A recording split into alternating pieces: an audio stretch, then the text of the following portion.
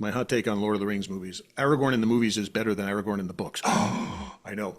It's not that Aragorn in the books is terrible. It's just that when you meet Aragorn in the books, he's already got the sword. And he's already like, I'm going to kill Sauron. I am the rightful heir of Isildur. Arr! And then he does that for 3 books. Now, in a book, that's great because Tolkien is also writing in an older medieval base where it's like the restoration of order, literally called the return of the king. This is his manifest destiny is to become the king. That's boring in a 12-hour movie. You can't have a character walk on stage and say, I'm the best at what I do. And at the end, I was the best at what I did. Who cares? Aragorn's journey in the movies is so much more interesting cinematically. It's better for the films. I feel that at the end of Fellowship, Aragorn has set himself on the path. And the reason he does is because of Boromir. And so for me, Boromir's very often pushed to the side. Oh, he failed. No, he was a good man who was trying to save his people. And I think the movies do a good job of, especially the extended editions, because there's a couple of little added things that show you more about Boromir, that he probably shouldn't have gone to be the guy there because he was going to probably be tempted by the ring. So for me, I think it's very nuanced, and I think some people misunderstand his death. Hello, I'm Tom Racine, and I am the author and illustrator of Doomed to Die and A to Z of Death in Tolkien, and a couple of other books coming out. And you can find me over at Instagram at Tom_Racine_art. So Tom Racine Art at Instagram, and you are watching and listening to Two Geeks Talking. Good morning, afternoon, evening, everyone. Two Geeks Talking is an entertainment industry interview show where we interview the creative people from the comic, film, TV, movie, and video game industries. And of course, I'm your host, Kurt Sasso. Our guest today, he's an entertainer, a voice actor, an author, and illustrator, a true geek in every sense of the word. If you come at me with any of those things saying it's false, I will fight you to the death on that one. His last time on the show was way back in 2012 when we were pontificating over podcasting, because we are probably 2 of the original OGs when it comes to this type of content, and what it means to talk with creative people as well too, because he's had amazing guests, I've had amazing guests. He is back with Doomed to Die and A to Z, or Z, I'm Canadian, of Death in Tolkien. Tom Racine, welcome back to Two Geeks Talking. How you doing, man? Oh, it's the best, man. You were the OG, you and I, and you keep doing it. I had to stop at a certain point, but I'd like to get back into it. But man, it's always been such a joy to see your work and to be a part of anything you do. I love the fact that we're still doing this out there, man. That's the best thing. So. Well, but even though you've technically moved on temporarily from podcasting, we'll give you the temporary moniker there. You've always been an amazing illustrator. You've always had some amazing content here. An author. I mean, that's a new moniker, a new title for you here, which is wonderful to see. How did that come about? Why are you now author Tom Racine? I know, it was weird. I had to update, I'm looking for a job. My freelance contract ended, so I'm looking for work. And I went in and was updating stuff. And I went into LinkedIn and I said, oh, I should probably put author. And just typing that out was like, wow, I'm an author. Check it out. Not lying about it either. There's actually a book. I have a book. Check it out. I mean, my dream was always to get into comics, So, I mean, I've always been a writer. I've always felt myself to be an artist who writes.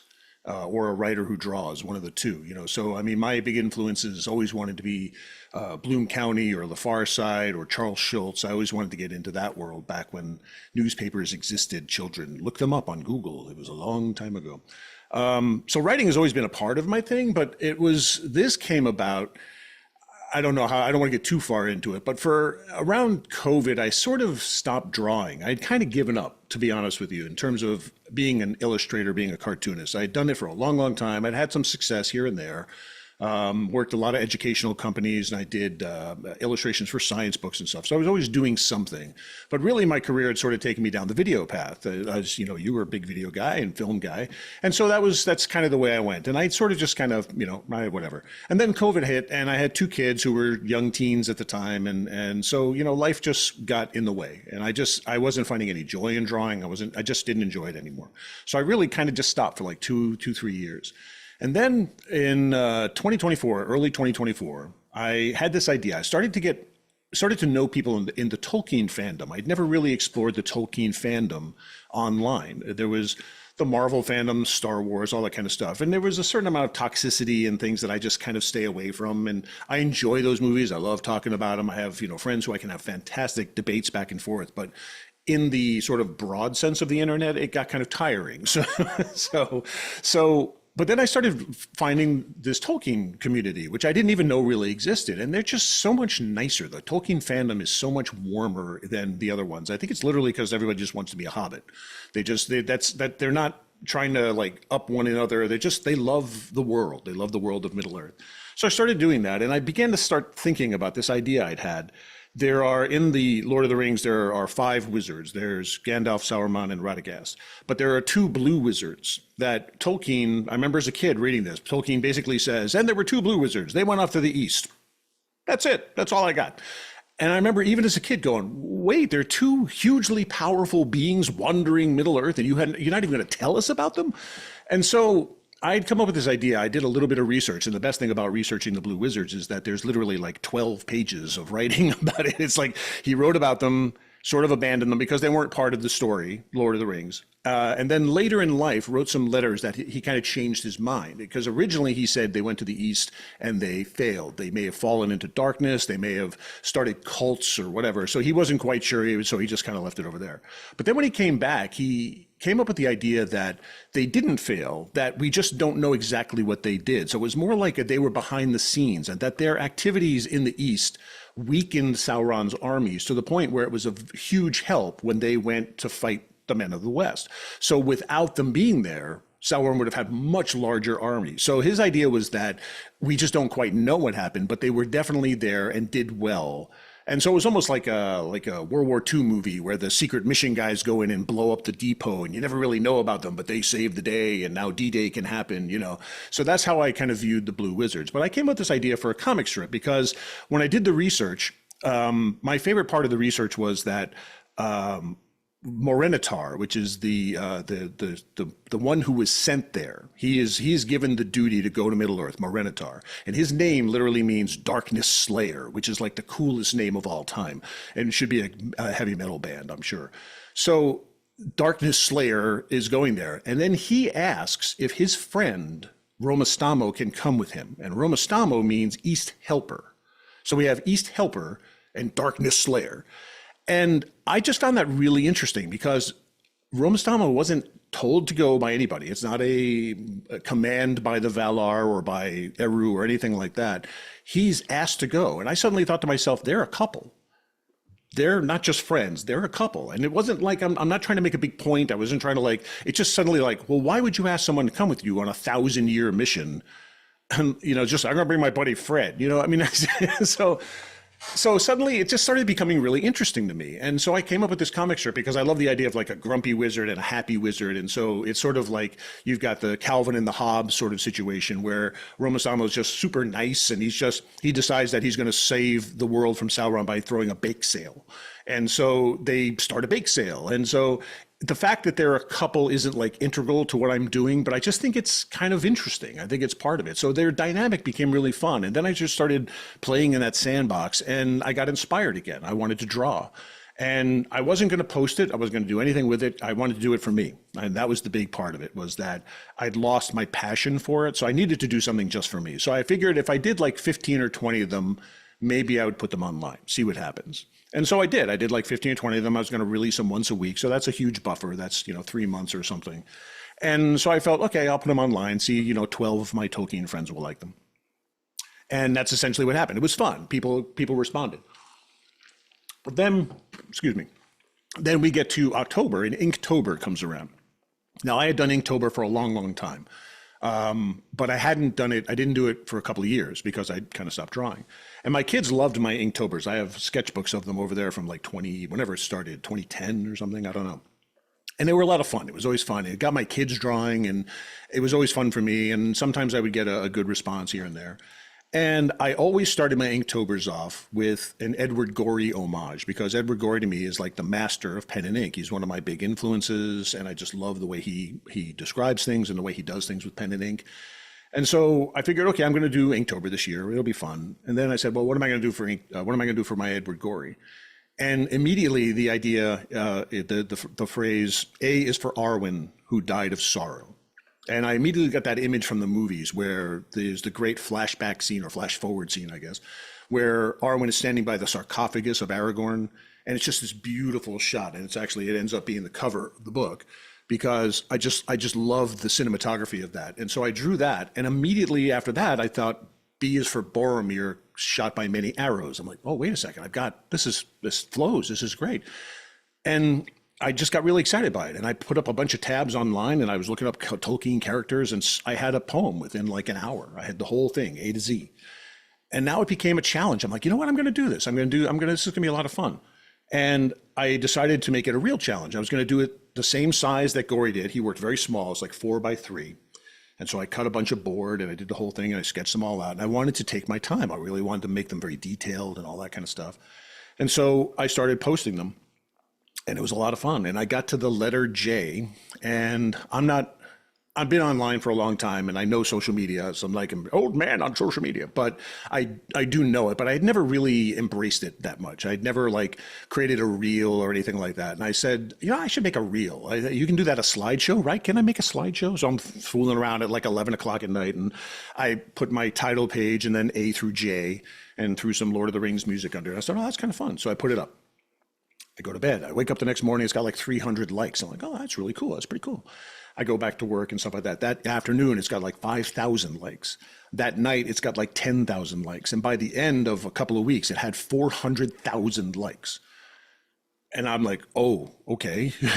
Something is hitting a nerve here. And so I went through the whole year and I started getting all this traction. I mean, at one point, it was a couple of million views overall. And I'm like, where is this coming from? And so the funny thing is, I have to go back a second. On the first day, I put up the Arwen one, and my buddy Jeff Ranjo, who's an animator used to be for Disney, now it's Netflix, old friend, he writes one word, he just goes, book? And I laugh, I'm like, book, come on, give me a break. I mean, I'm thinking all the copyright issues, Edward Gorey, I'm thinking Tolkien, there's no way, it's not gonna be a book. Maybe I could kickstart it, forget it, it's not gonna happen. But by the end of the month, I'm like, well, geez, I'm getting hundreds of thousands of views on these reels. So I look at it now, I wrote this sort of like super pathetic email because I went online to the Tolkien estate and they have all these different links of if you want to make movies, if you want to do this, there's all these different places that go. But when it comes to publishing, they have one link. It was HarperCollins UK. They're the only ones who are allowed to do any Tolkien stuff. And so I sent an email out. I called in one favor of my friend Terry Liebenson, who does the graphic novel series, the Everything Emmy books. She's got like 7 or 8 of them. It's huge. It's awesome. She's really, really sweet. I've known her for a million years, back when she was just doing a syndicated comic, for better or worse. But I knew she was published through HarperCollins. So I said, can you ask your editor for a name of somebody I could send this to? Because I didn't just want to send it to info@HarperCollins because, it's going to go nowhere. So she gave me a name of somebody. I think it was a US editor. So I sent off this pathetic email. It's like, I made a thing. Do you like this thing? Maybe you publish this thing. And I'm like, okay. And 2 weeks later, I get an email from HarperCollins, but it's not one of the names I sent it to. It's from somebody named David Braun. And I've talked about this before. I get this email and it says, thank you for your email. It was sent to me by my colleagues in America. And he says this sentence right at the very beginning. He says, in my 30 years of doing this, I have rarely seen anything this fresh and so obviously in love with the subject. I love it. And I was like, oh my God, because I look up really quick. David Braun is the publisher for Tolkien, the #1 guy, the only guy. And I like, oh my God, that's amazing. Then the next sentence is, this book is completely unpublishable. Oh, all right. So it was like this roller coaster of craziness. But then right afterwards, he says, but I really like this. And I've been trying to get the Tolkien people to sort of expand a little bit because they only publish Tolkien stuff, which is perfectly fine. You don't want to overexpose, right? You don't want to cheapen it at all. But he said, but I want to pitch this to them because I have a meeting with them. This was December 2024. I have a meeting with them for an annual thing and I'm going to do this whole thing. So I'm like, oh, okay, great. So, and he made no promises. He was super, very nice, very British, underplays everything, And then like in January, he's like, I think they like it. They want to do it. They want to talk about a couple of changes here and there. And basically, really all they wanted was to lean into the Gorey more, into the poem. Because I had, for several of the poems, I didn't care as much about the writing at the time. Because there were several characters I went into, sort of a deep dive. Like the first one, C, was Celebrimbor, and most people don't know who Celebrimbor is, right?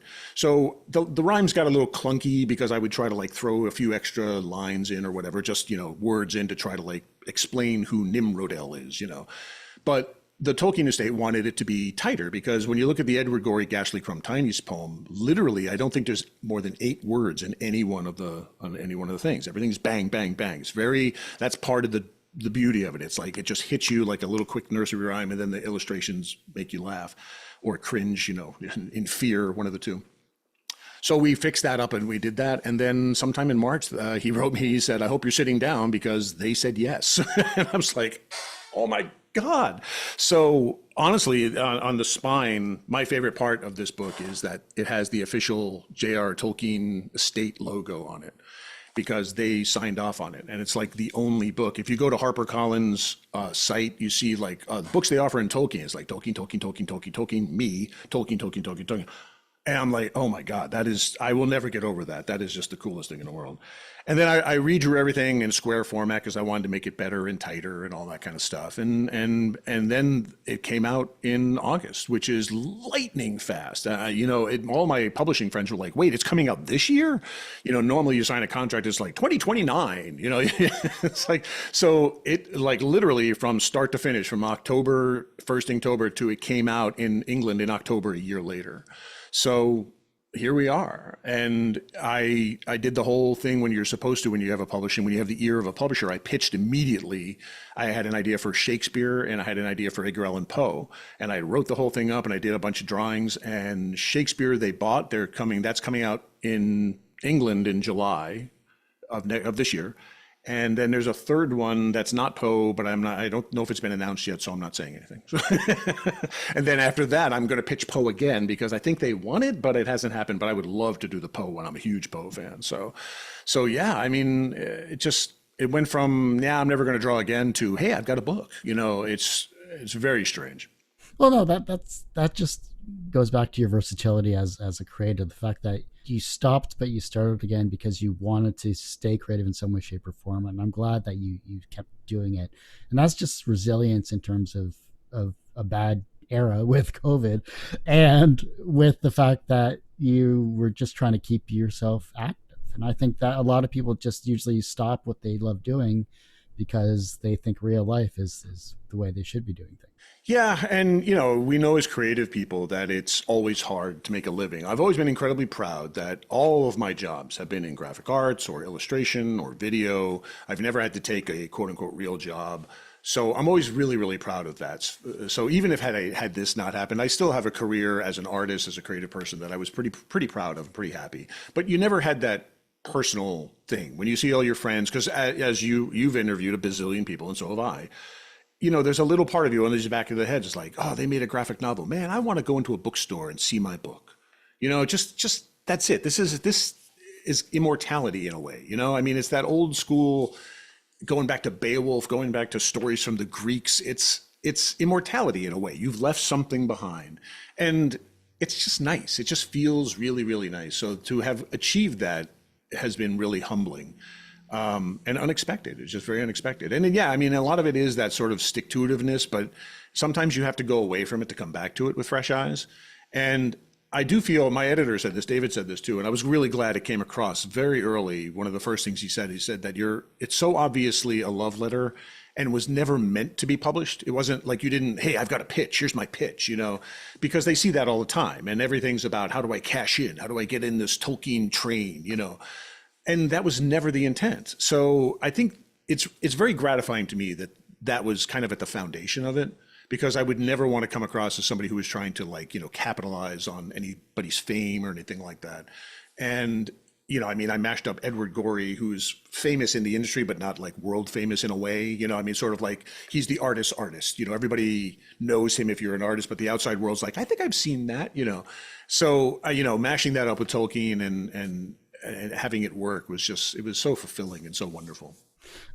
The fact that social media gravitated toward this almost instantly is just amazing to see. I mean, the fact that you didn't know about short reels and the fact that you never created this all attributed to the overall success of the book itself and getting traction, as you saw. But in terms of comments, in terms of maybe responses to, say, these reels or whatever, what do you think sparked the geeks community in terms of gravitating towards this book? I always make the joke that the Venn diagram of fans of Edward Gorey and Tolkien is a circle. So I think that I immediately got comments from people like, "Oh my God, this is so amazing! I love Edward Gorey." People were showing me pictures of tattoos of Edward Gorey, of all this stuff. I love Tolkien. This is so great.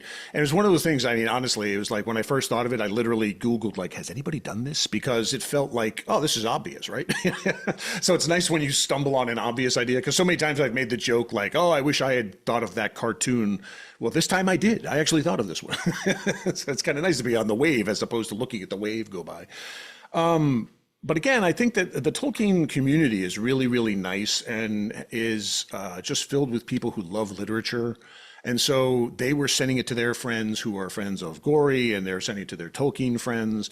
And certainly since the movies came out in 2001 and beyond, can't believe we're coming out 25 years. Can you believe that? Oh, God, that makes me feel old. But those movies were like when Star Wars came out when I was 11, changed my life. It changed the trajectory of how I looked at, oh my God, people get paid to draw aliens. You know, I mean, that was what I took away from Star Wars. People get paid to build spaceships. It was like, that's what I wanted to do, something down that road. And I think Lord of the Rings had that effect on a lot of people. So you figure a lot of people who were like 10, 11, 12, 25 years ago are now in their late 30s or early 40s. These movies were huge to them and pushed them down. And I think what's great about Lord of the Rings is that it pushed a lot of people to the books.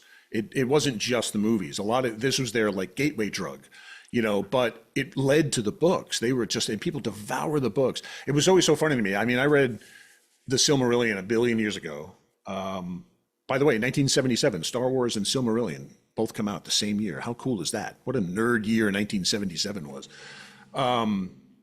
But you know, I mean, I'm old. I played D&D like not long after D&D existed, right? You know, and it was like in someone's basement, and it was pushed to the side, and you were beat up at school for wearing a Spider-Man shirt. And so to see how I see these people online, these younger people to me, like people in their late 20s or 30s, doing deep dive Silmarillion things, and people selling out arenas to watch people play Dungeons and Dragons. Oh my God. If you told me that when I was 14, I'd be like, get out of here. What are you selling? Who are you? What is this? What do you mean by stock in something called Apple? What are you talking to me about? You know, so yeah, it's just that part of the geek culture. And now I'm very happy with the way it blew up sort of organically, because we all know there's a negative side to the internet, but there's a very positive side to the internet. I mean, quite frankly, I'm talking to you because of the internet. I got to know Kurt in Canada, who I would have never gotten to know prior to any of this. So that aspect of it is wonderful. And so that was sort of, I owe the whole thing to Instagram, quite honestly, the word of mouth and people going through. And I just think people, they love anything Tolkien, but I think the literary connection with Gorey, and I also think that there's a lot of death in Tolkien. There's a great quote I came across, and it's in the book. It's funny, I came across this quote after I had started the whole thing, and the quote is from Tolkien. It says, "Stories, frankly human stories, are always about one thing, death, the inevitability of death." So Tolkien himself is telling me to write this book, quite honestly. But so much of his work is about death. It's all about man versus immortal elf, and it's about man's attitude towards elves and immortality. The whole story of Numenor falling is because of men not accepting the gift of Iluvatar, which was death and mortality. And so I think it intertwines into Tolkien's work so deeply. And then I did this book, which is sort of half cartoon, half serious in terms of my art style. Has always been this weird hybrid of the two, which generally I didn't think worked until now. I think I've always felt my stuff was too realistic for cartoons and too cartoony for realism. So it was always kind of a weird place. But I think it's accessible. I think people love that. I think that, I mean, I literally had people saying, "Oh, I'm going to read this to my kids." I'm like, really? Okay, great. It's like, I made the joke on I did an ad, was, you know, it's the perfect stocking stuffer. Hey kids, learn about death, you know, so, but I just think that Tolkien fans love that stuff. I think they love the tragic ending of some people, and so many of the deaths are very sad or very moving. And I think it just kind of taps into that. That's what I was going to ask, is about finding that balance. I think is difficult, especially with how loved these books are worldwide. I mean, the fact that you're bringing death, but you're being playful with it. You're darkly humorous. You have everything kind of wrapped up so neatly in a beautiful book here, that it seems like, you know, are you dying? Here, read this before you go. You know, something like that. Yeah, I mean, It's funny because I don't think I give the impression when you meet me that I'm any sort of a goth emo type of person. But I have always, some of my biggest influences were guys like Charles Adams, Gay and Wilson, Edward Gorey, the dark humor. George Carlin as a humor. When I was a kid discovering George Carlin, like, oh my God, I didn't know comedy could do that. I didn't know it could go these places. And you'd get this weird laugh at a Charles Adams thing, and then you're going, why am I laughing at that? That's gruesome. But then you're laughing, and the Ghastly Crumb Tinies is the ultimate expression of that. It's literally a children's book about children dying. And you can't help but just, I don't know, it just taps into something primal, and you want to laugh. We have my whole family's always been very gallows humor-esque, I mean, it's how I deal with adversity. It's how I deal with if illness is in people's lives or whatever. There's always sort of a dark humor about it. It's the only way I can cope, I guess. I don't know. So I think it's funny because most of my other work, the things I've pitched before, or the things I've worked on, like right now I'm the colorist. I've been for the last 7 years the colorist for Big Nate of Lincoln Purse's comic strip. Big Nate is about a middle schooler. It's a happy, wonderful, it's a classical, old school type of comic. But this really taps into something I've always loved. I love that sort of dark streak. When I was a kid and discovered Gay and Wilson, just like, oh my God, this is awesome. Where did this come from? So I think I've always been fascinated by that. What's one death in Middle Earth you feel is misunderstood, underappreciated, or thematically richer than most people realize? Well, I almost want to say the easy answer, but it really is the answer for me, is Boromir. The death of Boromir in the books made me cry. In the 1978 Ralph Bakshi made me cry. The Peter Jackson films, it's sublime. I don't think I've never not teared up when that scene happens. I'd started a small video series. It's funny talking to you about this stuff because I think we were so far ahead of the curve in a way. It's kind of funny to see all these people actually having hundreds of thousands of followers doing deep dives into Tolkien. I'm like, dude, I did that in 2012, but nobody was watching them. It's like maybe I need to do it again. I have some ideas. We can talk about that later. I have other ideas for podcasts, but I did this one in terms of the movies, how Peter Jackson shoots Boromir's death. And it starts with the prologue with Isildur, the first guy who gets the ring, who is Aragorn's ancestor. And Isildur gets the ring. And in the movies, the way it's shot, it's different in the book slightly, but he gets attacked by orcs and slips on the ring and then dives into the river. And the orcs shoot him and kill him. And then the ring is lost for hundreds of thousands of years. And what I love about the way it's shot is that Isildur is running away and he gets shot 3 times in the back, and you see him floating down the river with 3 arrows in his back. And then when Boromir dies, even though Boromir has been tempted by the ring, even though Boromir is briefly maddened by the ring because he really, really wants to save Gondor, not because he's addicted to power. The whole thing about the ring is that it's not about specifically evil. It's about, it will turn things to evil, but it's about granting you your greatest wish. That's why a character like Sam is able to resist it, because Sam is presented, the ring literally presents Sam with the idea of him being like the greatest gardener ever and surrounded by gardens. And Sam's thought is, I don't want that. That's how he's able to resist the ring, because he's like, I just want my little garden. I'm fine. But Boromir obviously wants to save Gondor, right? So he's totally tempted by the ring. He succumbs to it and Frodo runs away. But then he redeems himself at the end by saving Merry and Pippin. But the way Jackson shoots it is the beautiful scene. And then he gets hit in the front. He is facing the bad guys, not running away from them. He's not trying to escape with the ring. He has failed, but now he's going to redeem himself. And so he gets 3 arrows in the front of him, which I think is a brilliant juxtaposition to how Isildur dies. And just that whole sequence, because I did a series of videos called The Rational Nerd, which I enjoyed. And I did this 8-minute video because I feel that in the movies, at least, it's different in the books again, but in the movies, when Aragorn is there and Boromir is dying, he says to him, I will not let our city or our people fall. And Boromir says, our people, finally, you understand. And then I would have followed you, my captain, my king. And then we're all crying like crazy people. But in the movies, that's the moment, I think, that Aragorn embraces his destiny. I think that that's the point right there. I'm a man. I'm going to, not I'm a man, but I'm of the race of men, not an elf. We're going to save the race of men. And I think it's Boromir's sacrifice and Boromir's death that starts that whole chain of events, and does so in the books to an extent. I mean, I think that Here's my hot take. My hot take on Lord of the Rings movies. Aragorn in the movies is better than Aragorn in the books. I know. It's not that Aragorn in the books is terrible. It's just that when you meet Aragorn in the books, he's already got the sword. And he's already like, I'm going to kill Sauron. I am the rightful heir of Isildur. Arr! And then he does that for 3 books. Now, in a book, that's great because Tolkien is also writing in an older, medieval based sort of thing, where it's like the restoration of order, the king, literally called the return of the king, right? He's going to restore order. So this is his destiny, his manifest destiny is to become the king. That's boring in a 12-hour movie. You can't have a character walk on stage and say, I'm the best at what I do. And at the end, I was the best at what I did. It's like, who cares? So Aragorn's journey in the movies is so much more interesting cinematically. Not better, even though I'd said the word better. It's better for the films. And so I feel that at the end of Fellowship, Aragorn has set himself on the path. And the reason he does is because of Boromir. And so for me, Boromir's very often pushed to the side. Oh, he failed, or whatever. He's a jerk. He was a jerk. No, he was a good man who was trying to save his people.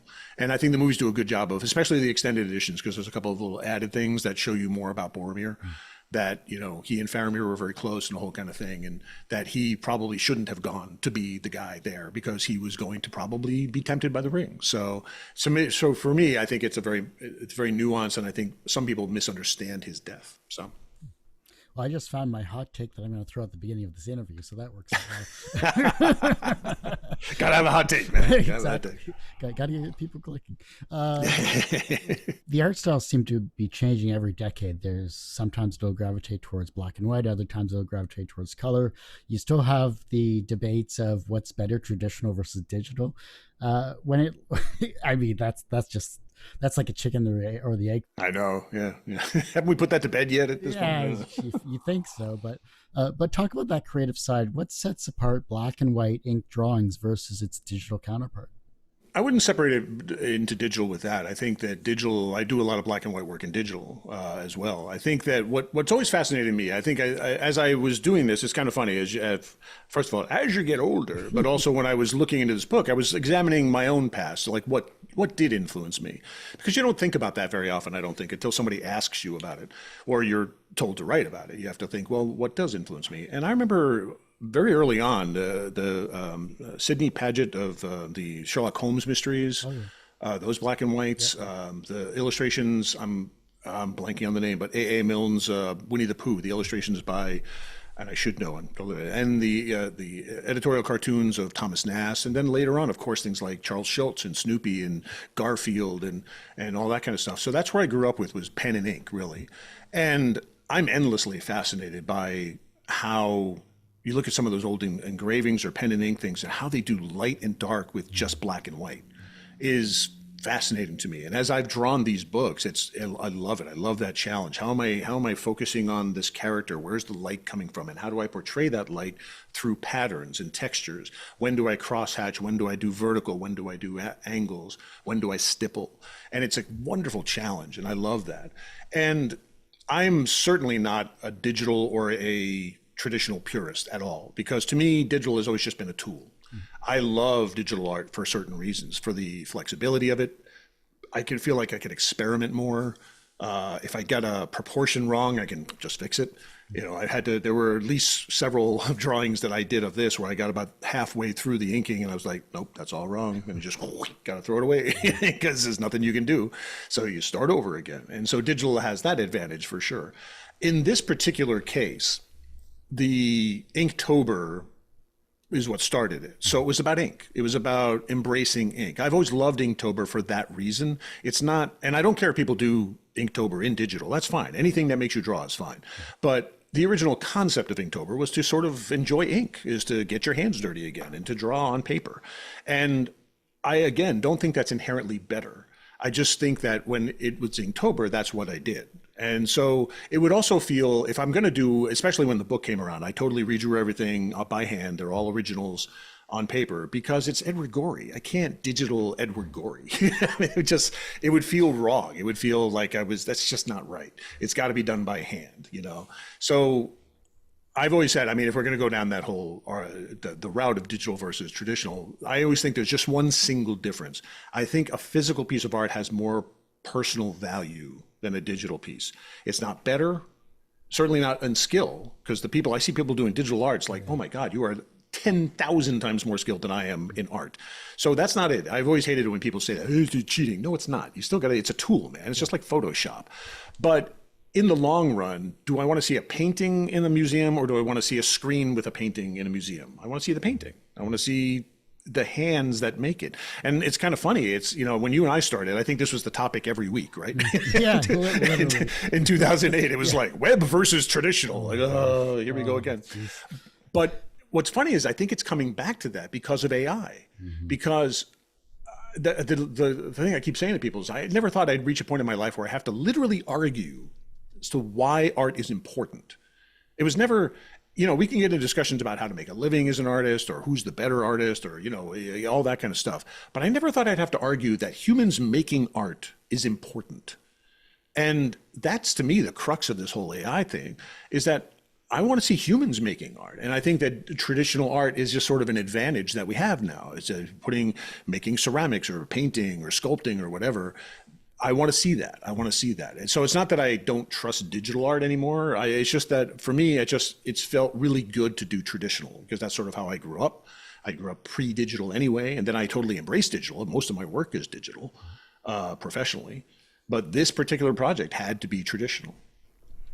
100% agree. And I wasn't going to bring up the AI thing, so I'm glad you kind of. It's hard not to, yeah. It's very difficult, and I'm seeing it in the TV and film industry. It's getting to the point where it's just you're fighting against stupid questions, saying, "Oh, I can just do this in AI." I'm like, no, just stop. Just stop. I'd like to think there's a backlash coming, because I really feel the general public is like, they looked at all the commercials on the Super Bowl. They were like half of the commercials. Literally. And the whole response was like, what the hell is that? So big companies are like, we'll save money. And people are like, no, stop. So, yeah.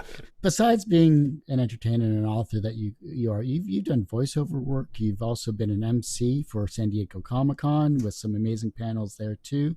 Thank you. Let's jump to the San Diego side of things, because that's one convention I've never been to. I know it's huge and massive. I know. Toronto is the closest I can get to the third largest North American Comic-Con. But what is it about San Diego Comic-Con and being an MC, being a moderator, being on that side of the microphone? How does that shape you, how you think about fans, creators, and your own work? See, this is why you're good. You ask really good questions.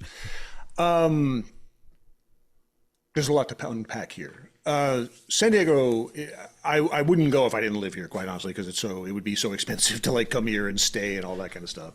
But when I first moved back here, I remember I was talking to a friend of mine who actually met randomly, but is comic book artist Tim Bradstreet, who did a bazillion covers for The Punisher. He's amazing, just one of the greatest, and he's a super nice dude. And he and I got to know each other a little bit, and I was like, man, I'd really like to go to Comic-Con, but I can't seem to get a pass. And he's like, you could get a press pass for your podcast. And I was like, I'm not press, I'm doing a podcast. But I applied and I got it. I got the press pass. I'm like, oh, check it out, I'm a press member. So I started going to Comic-Con. And one thing you got to know about me is that from about, let's just say, the age of 45 and earlier, I was terrified of being on stage, literally just terrified. Did not want to be in front of anybody, which is odd because I married an actress and I've been involved in theater all my life, but always behind the scenes. But I always tell the story that I literally dropped a college class. There were 12 people in the class, and it was a medieval literature class. And on the first day, the professor said, you're going to have to give an oral report. And I left that class and immediately went to the registrar's office and changed out, because I did not want to give an oral report in front of 12 medieval nerds. So I hated that stuff. I did radio in college, where I got behind a microphone, and suddenly I had no problem talking to people. I had no problem interviewing people. Put me behind a mic, because I have a reasonable voice even at the time, and people were like, you should be in radio. So, okay, I'll try radio. But I really loved it. I really loved being behind the microphone. And as I did the podcast, I got a little bit more experience and a little bit more bold about it. But what happened was, and I can't remember the original year, it may have been 2012 actually, cartoonist friend Ann Hambrock started the Kenosha Festival of Cartooning in Kenosha, Wisconsin. And she wrote me, and she had been on the show with her husband, John, who's the artist of Brilliant Mind of Edison Lee. Mm-hmm. And she said, hey, I would love for you to come out. I'm going to pay you to come out and be the MC and run some of these things and talk to people. And I was like, no. I was like, my first instinct was like, no, run for the hills. But I remember literally thinking to myself, you know what, dude, you are like 45 years old. This is it. Face this. There's no reason you can't do this. The podcast is like, no one's looking at you. No, everybody's there for everybody else. You just have to get up there and just speak a few words. And so I did it, and I was terrified. I was terrified. The first thing we did was at this high school, which is always fun. You know, it's like, great, I'm in front of a bunch of high school kids who probably hate me. But it was a wonderful experience. It was terrifying, you know, nerve-wracking, drinking water beforehand. But I did it and I survived, and that really kind of changed everything for me, because then the other aspect of this is I would go to panels at conventions before I was a moderator, and I'd be like, I'm all excited to go to a panel with this person. I'm like, I sit down, and it's like the moderator never met the person, like had never seen a movie, like, you know, basically everything was like, so who are you? You know, and I'm like, the panels would like have no structure. And I just started getting angry. I started getting angry at these panels and said, you know what, I can do better than that. And so I started pitching ideas. I didn't realize you could do that. I didn't even know the whole process. But actually the first one was, again, Tim Bradstreet. He had a spotlight. The con brought him in as a guest. And when they bring you in as a guest, you get a spotlight panel to talk about your work. Mm-hmm. And he wanted me to lob questions at him because we had gotten to know each other. And I'm like, okay, yeah, cool, let's do that. And so that was my first one. And I realized I really enjoyed it. It was a ton of fun. And so pretty much every year now I pitch 7 or 8 or 9 panels to San Diego Comic-Con, and I usually get 1 or 2. I have no idea how they choose them. Trust me. I've pitched ideas that I thought were like, I had like big names and all this kind of stuff. Nope, don't want that one, but we'll take this one. I'm like, oh, okay. So, but I've always gotten to do at least 1 or 2 every year for the last, 10, 12 years, which has been awesome. And I've really enjoyed it. And I think Comic-Con is smaller than it was. I think it hit a high point in like 2017, 18. And the problem is that it became freaking huge. But I think a lot of companies were looking at their bottom lines and saying, why do we send Robert Downey Jr. there in a private jet for $20 million? And they weren't seeing the benefit from it, you know? So I think the hype went crazy, but then reality set in. And a lot of things behind the scenes, Disney started their D23 thing, and they wanted to sort of like keep exclusives for that. And, you know, studios were basically just pulling back, and then COVID hit. And, you know, it's amazing in a lot of ways. They've done an amazing job of even keeping Comic-Con alive, because they had lost a whole year. And then the second year was like super limited. And so, yeah, the fact that they are still going, because we went, every year, so, and they're still huge, but I think it's down a notch from where it was in terms of like cultural significance, but it's still probably the biggest one, you know? So, I mean, I don't think they're in any danger, you know? But it's been a lot of fun. I did a lot of those there, and I did a bunch of panels at New York Comic Con for a number of years. I haven't been back there in a while, but that's a great one. You should go there. That's relatively close. You should go to that one. But it's been a lot of fun. I love doing those. Now it's so funny to me. I look back and now I can just grab a mic. All right, let's talk to people. Come on, you know. So it's a little different now, which is nice. I feel that I've overcome that fear. So that part's been wonderful. So you've broken out of your introverted shell at least a little bit. At least a little. I consider myself an intro extrovert. I can be extroverted when I need to be, but then I need a lot of recharge time. And it's kind of nice to have been doing this for so long that now really the reason I love going to Comic-Con is every Friday, we started this years ago now, we started a drink and draw on Friday afternoon in the hotel right next to Hall H. And now it's just, that's why I want to go, because all my friends come, and or you know, sometimes it's, you know, big names, sometimes it's just people I know, sometimes it's friends. Last couple of years, some Tolkien people show up, and we just hang out for like 3 or 4 hours. And I love that. So now for me, getting the panels is basically an excuse to go do the drink and draw on Friday. And then last year, for the first time, I pitched to WonderCon, because they're run by the same people. And WonderCon is in LA and Anaheim in March. So I've got one coming up. So last year, I pitched, it was the 25th anniversary of The Emperor's New Groove. Oh, yeah. And my buddy Jeff, who I'd mentioned earlier, he was a storyboard artist, and he knows everybody in the industry. So we got a whole bunch of people to come, all the original people, the writer, the director. And so that one went over really well. And so this year I pitched more to WonderCon, and I got 2, and I'm going up there at the end of the month to do 2 more. And then after that's done, will be San Diego Comic-Con pitch time. So, you know, we'll see how that goes.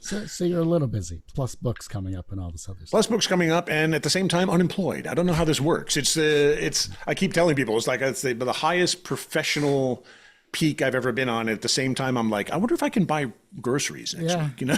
So it's like, okay, great. So it's a balancing act. It's the freelance life, man. That's the way it is. Formative geek moments. I'm sure you've had a few in your life here because you've just talked about a few of them here.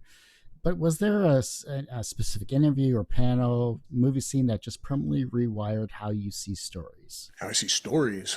Well, I mean, I mentioned we don't have to go into too much detail, but Star Wars coming out when I was 11. Yep. And then not long after that, Indiana Jones. I think Indiana Jones, Raiders made me want to be a filmmaker.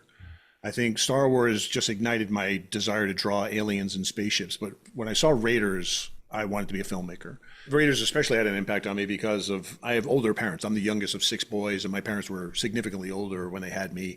And so they knew a lot about old movies, and we would watch old movies all the time. So I had a pretty good vocabulary going into movies like Raiders. So I knew what it was. I knew it was a throwback to the Saturday morning serials and how just amazing the storytelling is.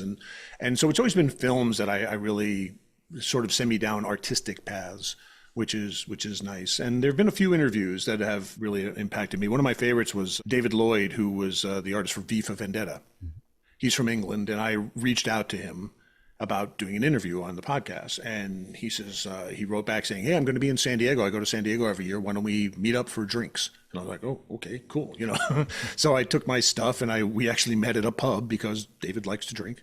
And I had this just amazing conversation with David Lloyd, a legend in the industry, for like an hour and a half. But one of the things that was so nice, we were sitting there talking, and I told him I had some of my artwork. I said, yeah, I do art and stuff like that. And he says, do you do it all the time? I said, well, I'm a graphic artist. I work in it. He says, you need to do it because you can. You just need to draw because you can. It's a skill that most people don't have. Do it because you love it. Do it because you want to do it. And obviously that's kind of come true with Doomed to Die, which is awesome.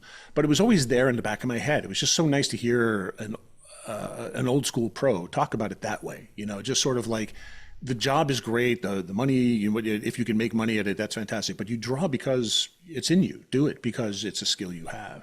And I've always tried to remember that. You know, that's one of those mantras I keep coming back to. Is like, it doesn't always have to be about monetization. It doesn't always have to be about your next job.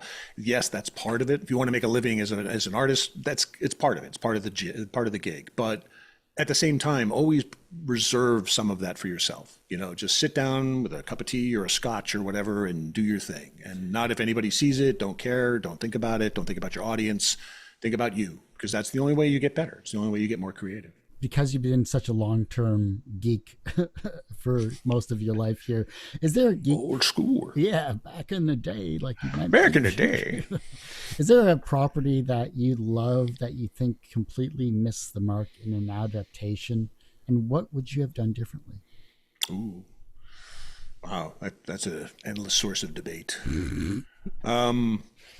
I mean, in the Tolkien world, I think there's a book waiting to be written about why the Lord of the Rings movies work and why the Hobbit ones don't. The main reason, the very simple thesis I have, is that Lord of the Rings had no studio interference and the Hobbit had a ton of studio interference. And I think that that's the difference. I think there's filmmaking issues. I think that, this is a subject we could probably have an entire podcast about, quite honestly. It's just like episode after episode. And it's not that the Hobbit movies are terrible. It's that I think they missed the mark. I think that they got lost in the numbers. I think the studio said, oh, it's got to be 3 movies because Lord of the Rings was 3 movies. And I would look at them like, what does that have to do with anything?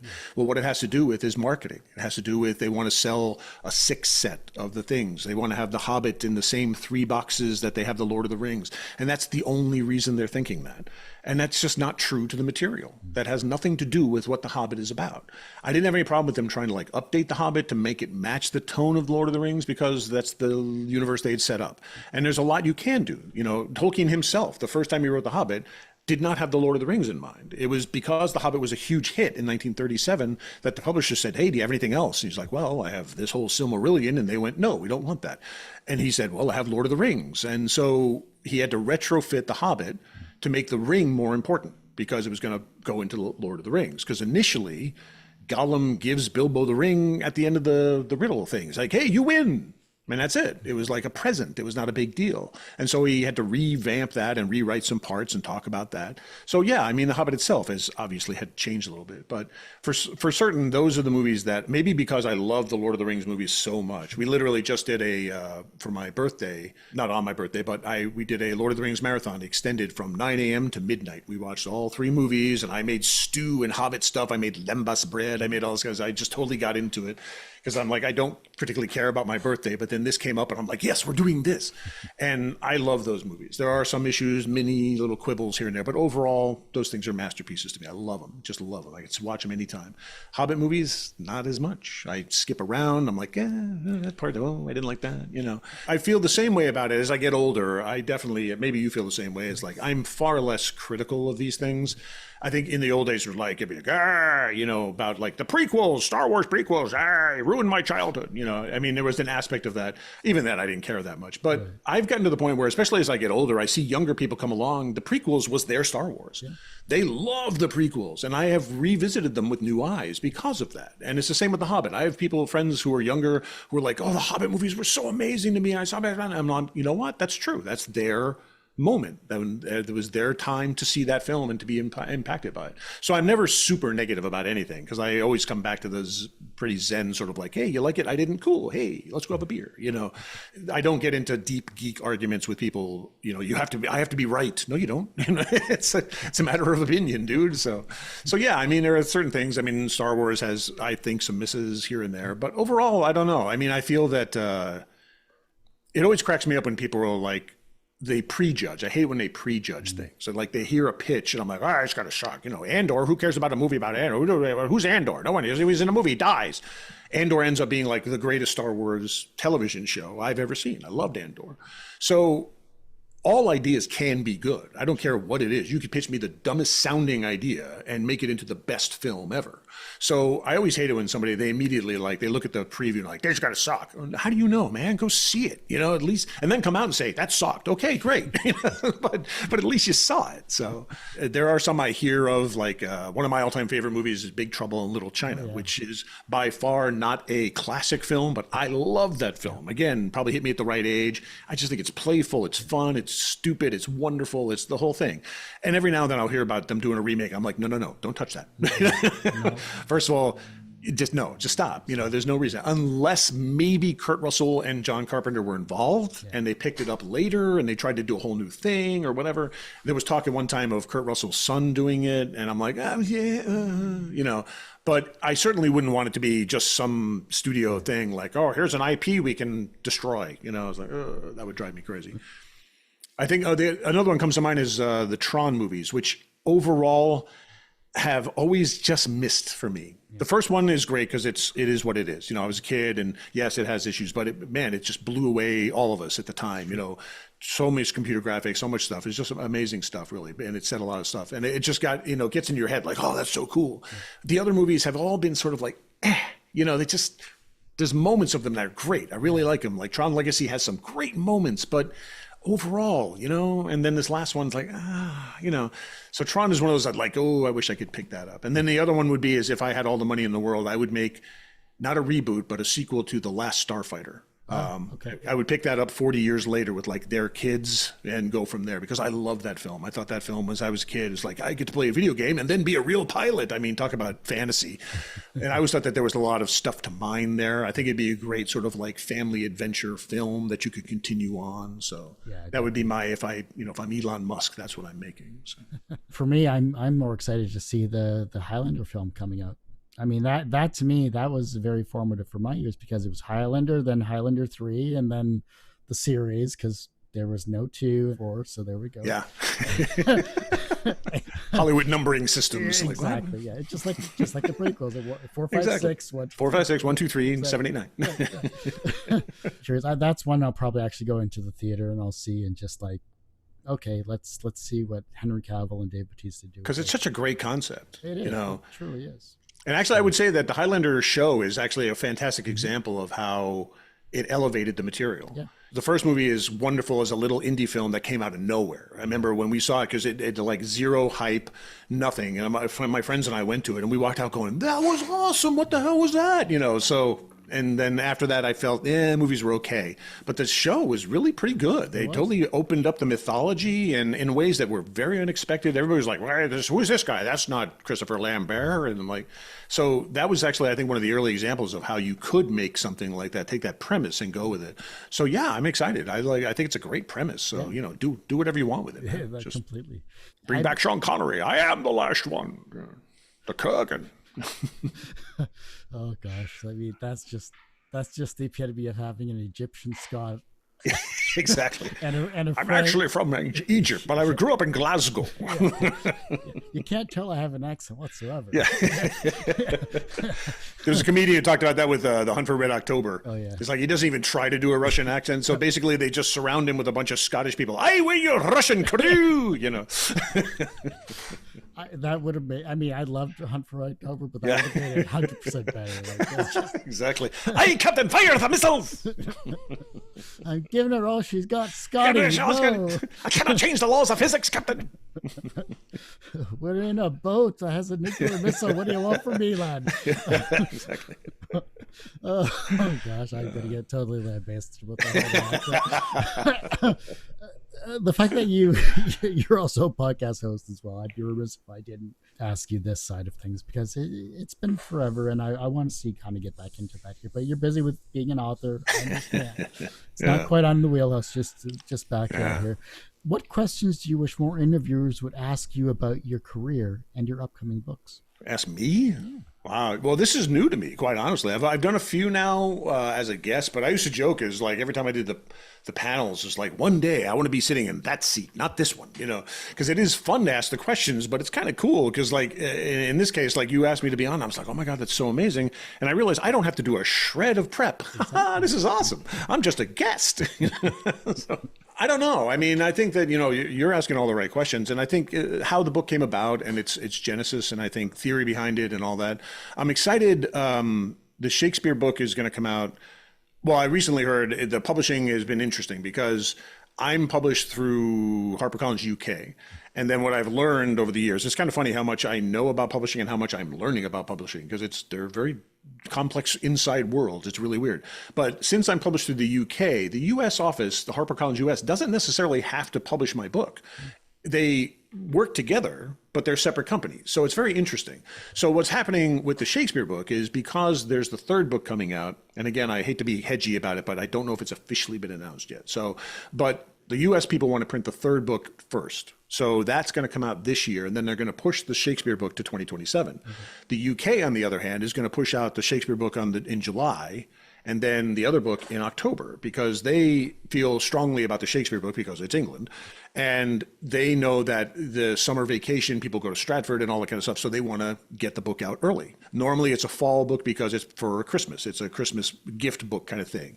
The hope is that all of these books are perennial, so that every year people are like, my friend's a nerd, I'll buy this. But they definitely want to get the Shakespeare one out to kind of hit the summer rush of people coming to London. And I'm really excited about the Shakespeare book because many of the panels I've done, I started getting involved with people doing comics in the classroom panels. Mm-hmm. And I have always, of course, been a fan of comics as reading. I tell the story, my mom, who was not a comics person at all, grew up in the 1930s, very smoking a cigarette, 4'11", everybody was scared of her, And I remember reading a comic and some lady said, I can't believe you let your kid read those comics. And my mom just looked at her and said, he's reading, isn't he? And I loved that because she was excited I was reading. And comics, to me, opened up all the doors to other things. I would read the Marvel Conan and John Carter Warlord of Mars things, made me want to read those books. And, there was new vocabulary. And when I was reading Thor, I was like, what is he talking about? This is awesome. And that made me want to learn about Norse mythology. So comics are amazing vehicles for just alone in terms of inspiring kids to read, let alone how graphic novels over the years, because I'm talking pre-graphic novel. That's how old I am. I have The Death of Captain Marvel over here, which is widely considered one of the very first graphic novels, when Marvel said, you know what, we're going to do a single story and it's going to be very serious, the whole thing. And I fell in love with it right away. But now, of course, Pulitzer Prize winning Mouse and Persepolis and all these kind of things, all the stuff that Raina does, and they're amazing books for the classroom. So what I'm getting at is that I'm excited about when the Shakespeare book comes out. I really want to push that into schools, not to self-aggrandize, but it'd be a great thing for an English teacher. to have to show the fun side of Shakespeare, to talk about the different characters. People are like, hey, that dude's getting stabbed, it excite them about it. There's all this stuff going on, all the drama involved in it. And I really want to get it out there for that. I think it'd be a great vehicle for libraries and for schools. And so I'm really excited about that when that book comes out, because I mean, Tolkien to an extent, of course, but I don't know if Tolkien's necessarily taught in schools, but Shakespeare is, of course. I'm very excited about that. So I think that for me to talk about that is going to be like my great love for the next few years, I hope, is to be able to, I'd love to be able to go to schools and talk about it. I'd love to go to Shakespeare, like the Ashland in Oregon, go to the Shakespeare thing and just, whatever. To even remotely be a part of that world would be so cool. That'd be an amazing thing. Everyone has one person that inspired them on their path to where they are today. Who was that for you? In these books, I wrote the introduction. I, again, had to sort of examine my path in a way that I normally don't. It's not that I'm not introspective. It's just that it's probably, self-deprecating, like I'm not that interesting. But you start looking at your path. You look back. And I realized that two of my brothers, Don and Bill, who have both passed, have both accepted the gift of a Louvetar. And the biggest sadness I have about this book is that I didn't get to share it with them, because they kind of, as a young artist, set me on my path. I love my family, but my family is we're sort of that distant, sort of like, repressed Irish, my cousin likes to call it. And my parents were older, and I'm the youngest by far of my brothers. My oldest brother was 20 years older than me. And so I grew up sort of an only child in a big family, because most of my brothers were out of the house. I didn't really know them very well. And I was an artist. My dad was a New York City policeman, grew up in the Depression, fought in World War II as a pilot in B-17. My mom was a very strong little Irish woman of take care of things, not very warm, loving, great, terrific, but not super warm, And I'm this little artist. I'm like, look at my drawing. Look what I did. Give me hugs, But my brother Don is 6 years older than me, my next oldest brother. And he was literally there when Dungeons and Dragons started. Now, I always grew up looking at Don as he was a baseball player and he loved golf. He was a jock. He was a very popular guy and all that kind of stuff. But he had a real nerdy side. And when I was around that age, 10, 11, 12, we moved to Arizona from New York. And he introduced me to Dungeons and Dragons. And he showed me a book he was writing with a dwarven character called Borgard the Bold. And I ended up drawing a full comic for him one time, like a 12-page comic. And then, so Don really showed me, it's like, oh, wow, check out all this stuff. So he introduced a lot of that world to me. And my brother Bill, who is 5 years older than Don, so he was in his 20s when I was a kid, got me things like the Star Wars sketchbook and the Ralph McQuarrie paintings, both of which I have over here. The collected original Ralph McQuarrie, well, not original prints, but the original portfolio of them, all the stuff that went into Star Wars. And those two brothers were the most supportive, because I think everybody else was very realistic. When are you going to get a job? There's computers. Computers are a thing. Go work in computers. And I always want to be an artist. And so their support, their early support of me was very, very important. And when I look back on it, I don't think I appreciated it as much as I did at the time, but as I look back on it, I really do. And I dedicated a lot of the book to them. I wouldn't be on this path without their support. Let's put it that way. From a professional standpoint, you are a very talented author. You've created this amazing, beautiful book. You're also a voice actor, which we didn't really touch on this time around. We'll do that next time for sure, as well as the fact that you have been an MC at San Diego, and you've done so many works in the creative field. I just loved seeing your creative trajectory in your life so far, and I can't wait to see what you do in the future. So from a professional standpoint, you are successful. Do you consider yourself personally successful?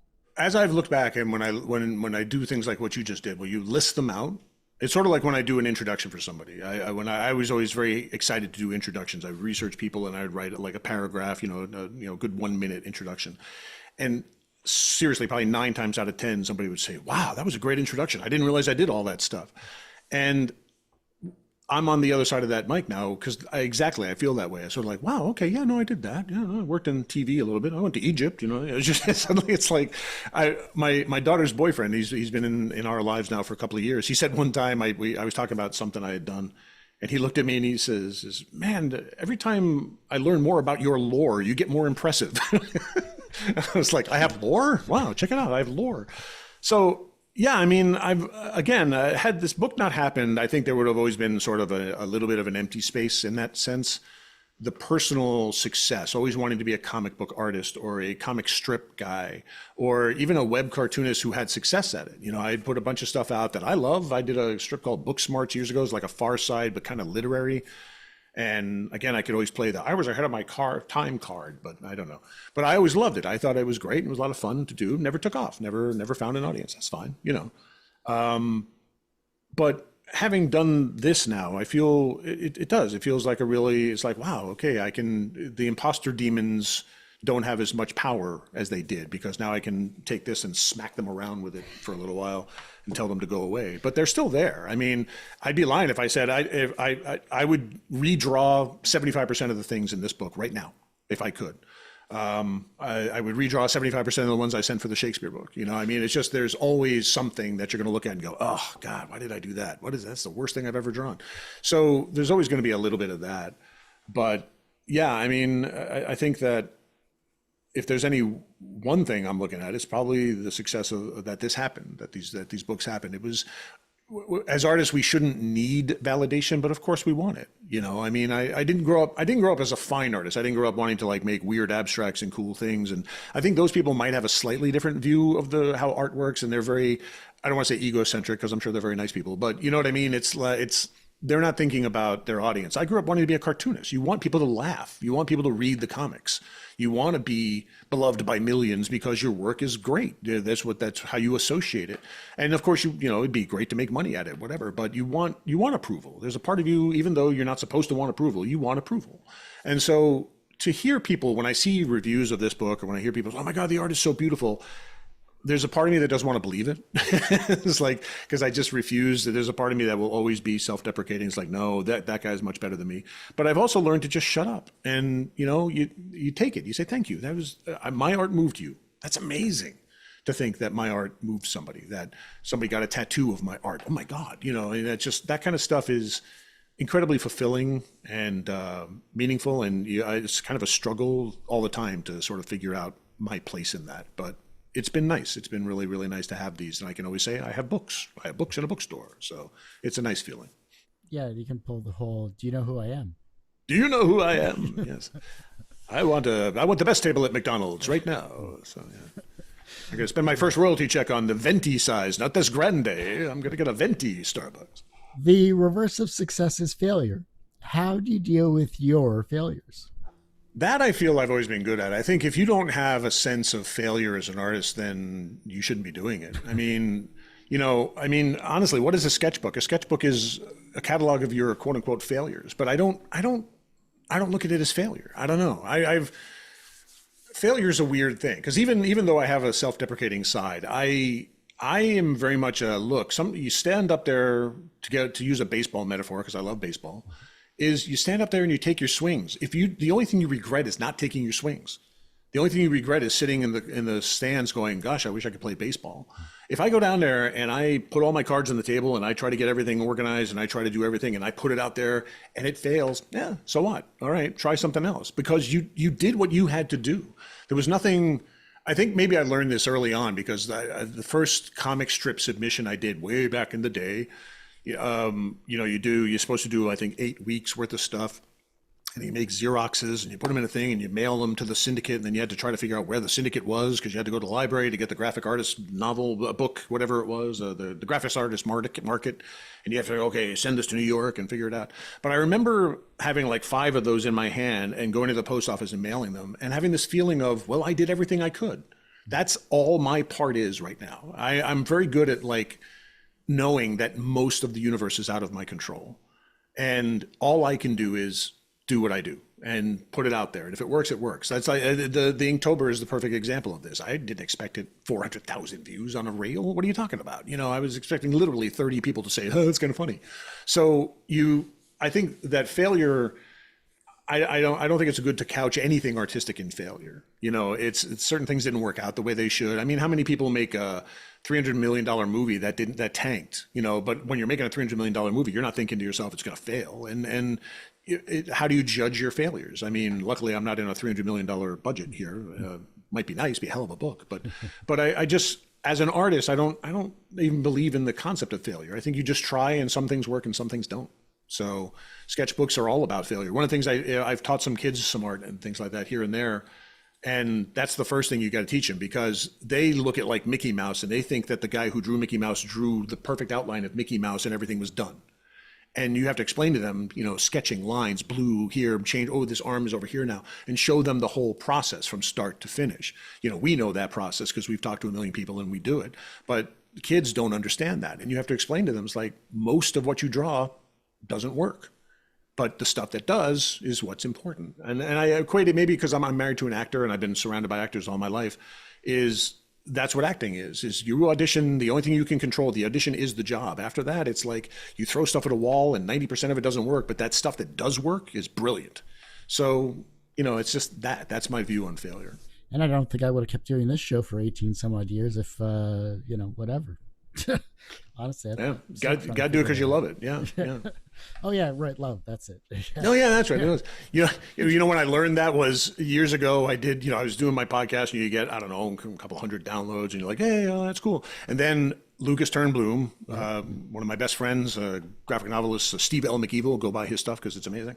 But he and I, our friend Irma Eriksson from Sweden, she's from New Jersey, but she's living in Sweden, sent us a bag of Swedish licorice, which is awful. Yep. It's just salt licorice stuff. And we did on camera, we bit it and like, oh my God. And so I did like a little 5-minute video, and that thing got like 200,000 views. Wow.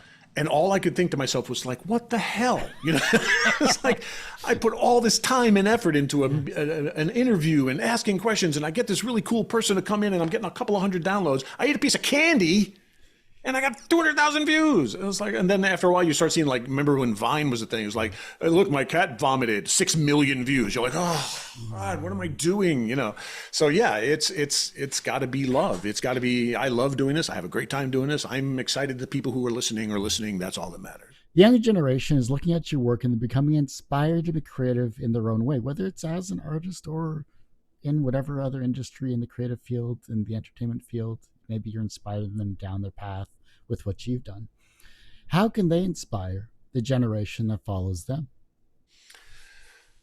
This, with the world of AI, I think everything's so different. I was inspired or mentored by people in the graphic art industry who had come from the world of like literally cutting like screens and Ruby Lith and all that kind of stuff. And then digital came along and we were learning together. But the concept of art was pretty much the same. The computer just became a different tool. Kids today, I have a 20 and a 17-year-old, and my 17-year-old Sam is definitely very talented as an artist, far better than I was at his age, and wants to go into animation and all that kind of stuff. And there's a part of me that's like, I don't know what to say, because I don't know if anybody knows what's going to happen next. So all I can say is, I think we have to go back to the basics, which is kind of what I just talked about, which is just do it because it's in you. You create because you have to. Dancers dance because it's the only thing they love. They have to do it. There's not a lot of financial remuneration in dance, but dancers are the most dedicated people in the world. Actors, musicians, the struggle has always been hard. There are sometimes I see a young person, this is hard to be a musician. Dude, it has always been hard to be a musician. I mean, you go back to the medieval days and Greeks, you'll see a Greek play about how hard it is to be an artist. I mean, so you create because you want to create. You have to put stuff out there. Business-wise, I don't know. I mean, that's the hard part, is that even today that changes very much. The algorithm changes constantly. I mean, how many times do people complain about that? Or somebody has like made a lot of money off of a video and then suddenly YouTube decides to not monetize it anymore because they changed the way things are done. Now it has to be 31 seconds, not 30. I mean, they're constantly trying to make money off of creators. So the field changes in ways that are almost ridiculous to try to keep up with. So I'm glad I don't have that kind of a YouTube channel or anything like that, because it seems to me like that's half the battle, is people constantly trying to figure out how to gain what the thumbnail means between clicks. I'm like, oh my God, I didn't even think about that. I throw a thumbnail up like, oh, I don't know, here's a thumbnail. And people like spend hours agonizing over what the perfect thumbnail is. So I don't know. I mean, I think that if anything, I just hope that people are inspired by just continually throwing things at the wall. I mean, there's a part of me, I don't want to embrace this because I literally just had a milestone birthday. And I know in my head I'm 23, but I know that outside I just turned 60. And there's a part of my story about this book that's like, look at the perseverance of the old man. He continued and finally got it. But that's always what I've done. You just constantly throw stuff at the world, at the walls. I mean, I've had ups and downs. I've had, fallow periods. I've had really, really wonderful periods where I'm making good money and I feel like people are looking at my stuff and I'm doing all kinds of stuff and then it back down again. So if there's any lesson to be learned, it's not that, take pity on the old guy who finally got it. It's more like, just keep doing it, just keep swinging. There's no reason people talk. I have friends my age who are like thinking about their retirement, and the word retire has never even come into my mind because what is that? What is retirement? I'm not going to sit around all day staring at the wall and then going and play golf. That's not, if I had a ton of money, I would just travel all the time. I suppose that would be a nice retirement. But even so, I would still be writing, I would still be drawing, I would still try a podcast, I would do this, I would make a video. There's always going to be something. I don't ever want to reach the point where I don't want to do something creative. So I feel that would be the thing to focus on. Is just find what you do, and also to really encourage people to be like, don't be afraid of your niche. Whatever you're most nerdy about is generally what works. If you look at the people you love as an artist, as a musician, as anything, they just do their thing, and they're really good at their thing. And don't worry about being all things. Just worry about what it is that you do. What do you bring to the table? And finding that out is the journey. That's the life journey. So that's what I would probably emphasize. If your life was a comic book, what would its title be? And what would its soundtrack be? That's the kind of thing you got to prepare for, man. Jeez. He did the best he could. I don't know. The things I think are important in life are things like travel and empathy, trying to do those things, trying to be a nice person, it's all that kind of stuff. I hate that we have a culture now where you say something nice and they go, you're virtue signaling. I'm like, what? You came up with a phrase that makes being a nice person bad? How did that happen? Why are we here? So I don't know. I think it's like, the things that are most important to me are to be a good husband, a good friend, a good father. I know I'd want it to be drawn by John Buscema because he was my big. I would love Big John to draw my stuff. He was a huge influence. John Romita maybe too. Yeah, maybe one of those two. So I don't know because I don't know if I've done anything comic book worthy. Maybe vaguely introspective graphic novel. I haven't led that interesting a life. I'm it's like write what you know, and I'm like pretty boring middle-aged white guy. I don't know. That's it's like no, I don't know if there's a huge market for that. I don't know. Do I have to go back to my introduction and list off what you've done? Yeah. Do I need to bring in your son or your daughter's boyfriend and say, hey, what's his lore? Yeah. I mean, it would be definitely always trying to be creative and always trying a new thing and really wanting to travel and really wanting to learn. I was talking to somebody about this recently, and I do feel that it is funny. I do have some friends around my age who have slipped down the conservative side and they weren't before. I feel as I've gotten older that I think you reach a point where you do one of two things. You either decide that as you've gotten older, you know everything and you like, and you get grumpy about stuff, or you realize that you know nothing and you want to learn everything. You want to go travel, you want to read, and you want to see stuff. Because it's this weird thing of like, yeah, you've lived 50, 60 years, but dude, you lived in your little universe, around your little people in your city. Have you been to China? Have you been to Russia? Have you had food from Kazakhstan? Have you been to South America? Do you know anything about the War of 1812? Whatever, it's just, you realize, I feel, as I get older, I know less and less. I want to learn more. If I could do anything, if I could spend the rest of my life just traveling and just soaking it up, that would be life. That would be the best thing in the world. And I feel that that's an important thing to keep. I want to keep that attitude for the rest of my life. I want to have, we're all going to go through physical ailments. It's going to be harder to get up in the morning. Oh, my back hurts a little bit. I've been very, very lucky in my time. I like I said, I just turned 60, but I'm generally, I have all my parts. I don't have bad knees. I don't have bad hips. I have things like that. So I'm mobile. And I want to just keep that attitude. I want to keep that attitude of always wanting to learn. And there's no excuse not to. We grew up pre-internet, and now we have the internet. I have access to every movie I could ever want to see. Talking of podcasts, I do want to start another podcast. I want to start a podcast either about the behind the scenes people who make movies, because I don't think they get enough credit, because I'm a backstage guy. I've been all my life since college working backstage and running lights and running sound. That I would think be super interesting. I don't think there's enough light shown on those people, the set designers, the costume people. I would love to do something like that. And the other one is film history, just films you should see. Yeah. You know, there are like at least 10 films from every decade, 1940, 30, 50, you know, these films, just watch. You should watch these films because they talk about the time period, or they're amazingly well done, or they set up a new standard or whatever. I think that would be an interesting podcast, because I feel as I've raised my kids, we watch a ton of films and they love films and we love to discuss films, but a lot of their friends haven't seen anything classic. And of course, classic gets, you know, now literally Lord of the Rings is a classic film, 25 years old. Nothing will make you feel older than like, remember that old movie? Oh, you know, but yeah, it's, but I think there's a need for that. I think there's like, the first one I want to do is one of my all-time favorite movies is The Thin Man from 1937 or 35. And I just love that film. I love the interaction of the two characters. I think we need more of that kind of relationship in film. I always hate it when a movie is all about these two characters coming together and then the sequel is about how they're getting divorced or whatever. It's like, dude, can't anybody be happy? You know, can't they just have this great interacting banter back and forth and love one another and have the adventure happen around that? You know, so I mean, it's stuff like that. I mean, so I always want to keep that attitude. I want to keep that attitude that there's something else to do, something else to learn. Adventures of an artist, I think, just because I've always tried to approach everything from that perspective. I always tried to, one of my favorite things is going to a museum and seeing, when I see a piece, I want to know what was going through the artist's mind. Or you'll see those little things like from the Middle Ages that somebody carved. I'm like, what was going through that person's mind? And I think that that's what it is. For me, like that's what I would want it to be, is the adventures of an artist. I don't consider myself a great artist, but I consider myself an artistic spirit. And I just love going through life, watching movies and theater and opera and plays and whatever, because I think that that's what it's all about. Creating beauty is the best thing we can do as humans. So it'd be adventures of an artist. Let's put it that way. How about that one? Soundtrack, not to be on brand, but I have listened to the Lord of the Rings soundtracks a billion times.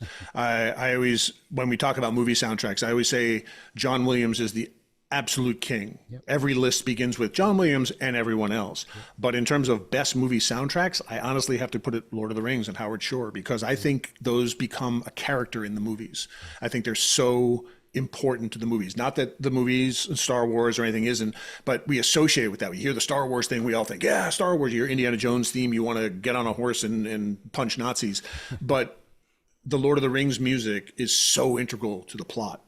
You know, dramatic moments happen where suddenly the Ring theme slips in and then goes away. The Rohan theme comes in, but then it becomes tragic. But then the Rohan theme comes in, and it becomes hugely uplifting. You know, I feel that those movies, again, I'm probably super biased and on brand, but it would be something like that. I would talk to Howard Shore about trying to make my life much more dramatic. I mean, the joke is like the scene is, all right, we have the 9 main characters are going to walk over a hill and past the camera. Just write some music for it. And it's this amazing piece of music where your heart stops and you're like, that's the Fellowship of the Ring. Or the lighting of the beacons is like the other great one. It's like, yeah, we're going to light a bunch of stuff on fire in the mountains. There's just a few stock photo shots, you know. And he's like, and he makes this music that you're sitting there going, they're lighting the beacons, you know. So yes, I would call Howard Shore for the music. That's awesome. Either that or like 70s punk, one of the two, maybe somewhere in the middle. So merge both together. Merge them both. Yeah, I get more into punk music as I get older. It's kind of funny. That's the conversation for another time. That's a whole different conversation. Well, Tom, I do hate to say it, but that ends this particular episode of Two Geeks Talking. I want to thank you so much for coming back on the show. Oh, you're the best, man. You're the OG. We talked about doing panels and stuff like that, about people not being prepared. And you were always somebody I felt never in competition with, but like, that's the standard. You know, we want to be the people who ask the right questions, who have respect for the artists who come on and make them feel comfortable. And you ask fascinating, interesting questions that make you think. And that's awesome, man. So I would come back anytime. It's awesome. Appreciate it. We'll come back. We'll dive into Shakespeare and whatever the mysterious third book is in the future, for sure. For those that want to support you, and of course, your works, your books, everything like that, how can they support you? How can we help you in your 60s and on? be a successful author and creative person. Yes, I want these to be my retirement fund because I don't have one. So please buy a book and save an old man. Mostly active on Instagram at Tom_Racine art. But yeah, the books they're out there, and I think they're great gifts for people. I think they're great conversation starters. So it'd be, going to wherever you get your books, especially local bookstores. I don't want to diss the big guys, but if you can support your local bookstore, then go there. And actually, what I've learned about bookstores is that if you go there and tell them about books, they will go and get them, because obviously they don't know about all the books in the world. So if you've heard about this and you go to your bookstore and they don't have it, tell them to go get it. So, but yeah, just Instagram is probably the biggest thing. And the other thing I would say is spend time helping the artists you love. Like the things that they do, support them, buy their stuff, because that's huge. It was literally likes on Instagram that got me this book. So like the things you love and support artists that you care about. That's the most important thing. Well, they should also be liking this interview and sharing this interview exactly as well, too, because then more people will know about your book. It'll be a cyclical cycle. They'll buy the book. And we help each other. You'll have a together we rise. I love it. That's great. Well, like I said, that ends this particular episode of Two Geeks Talking. Of course, find this interview and 1,200 plus others, because I've lost count, on our YouTube channel, youtube.com/TGT Media. The podcast you can find, of course, at twogeekstalking.podme.com, or just search Two Geeks Talking. That's TWO Geeks Talking, wherever you get your podcasts. And as I say every week, everyone has a story to tell. It's up to me to help bring that out. Thanks for listening and watching on Two Geeks Talking.